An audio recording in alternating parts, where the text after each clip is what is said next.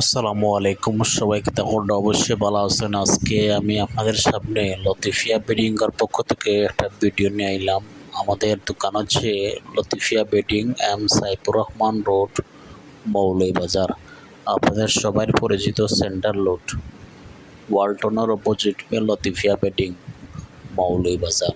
আপনারা সবাই আসবা, এখানে আমরা ভালো ভালো মাল, জাজিম, তুষক, লেপ, বালিশ, উন্নত মানের এসবগুলো পাইকারি ও খুচরা বিক্রি করি।